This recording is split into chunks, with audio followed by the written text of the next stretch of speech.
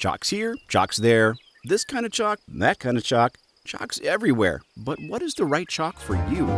Nope. Yep. Dibs.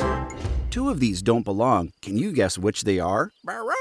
Oh no, we're not doing that again. Go away, mutant blue. People got mad last time you blew up. Well, if you guessed these two, then you'd be right.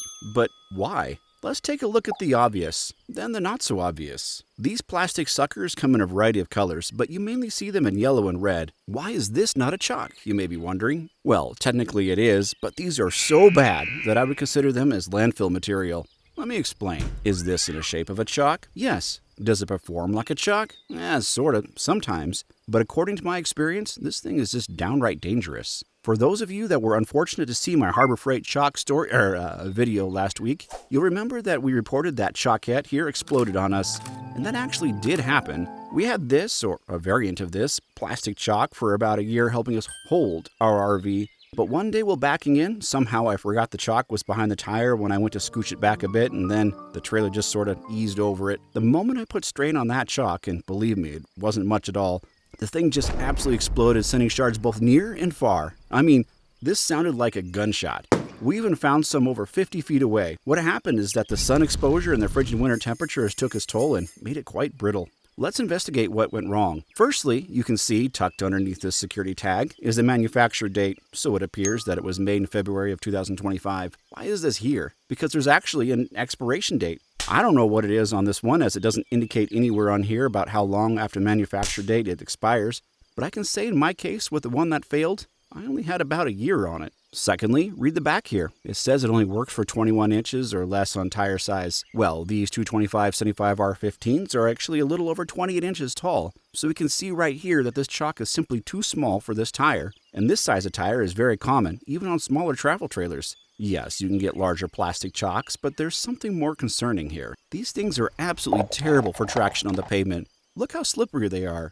We've had these things actually slip with our old RV as well, which always made me nervous. Sometimes we let the RV roll forward or backwards to allow them to catch on the cement, but knew it was time to find a set of replacements as these were just not cutting it. That and the explosion incident had the rest of the ones we owned immediately find their way to the trash can.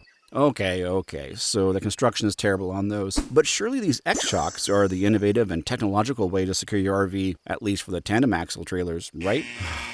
Still not a winner here. Sure, they're useful for stabilizing your RV and keeping it from rocking back and forth. But just look at the description on eTrailer's website for these and other clones. Do not use as a brake, wheel chock, or wheel wedge. We used to own a set of these, and sure, they made the rig a bit more stable, but they were never the assurance we needed to keep our RV from rolling off a cliff. Why? Well, for two reasons. One, there's no ground contact. Here, envision this with me. If we were to put a lot of force, either forwards or backwards in the trailer, what would happen? In the better scenario, it would push into one of your tires so hard that it would pop. In the worst case, it'll come springing out and, well, we don't want to imagine any further what it could do to anything or anyone standing nearby. Reason number two.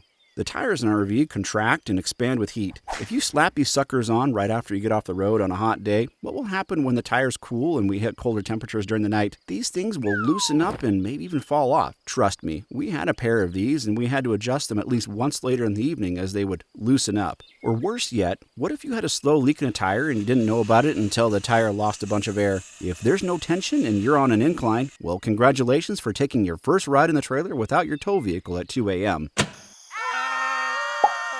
But it's in the name. Yes, I know. Perhaps there should be an intervention with a company that named these things. BAL. These are, in reality, just stabilizers in disguise. All right, let's figure out what we should be using by looking at these entry-level chocks. These are large, solid rubber chocks from Harbor Freight. They're perfect as a do-all chock for your lighter weight RVs. Note that they don't slide around on pavement very easily, and they have cleats here to help them dig into the dirt and rocks. I always carry around at least 4 of these with us during our travels. They have done a wonderful job, and when they don't get too emotional and run away, they'll serve you well over the years.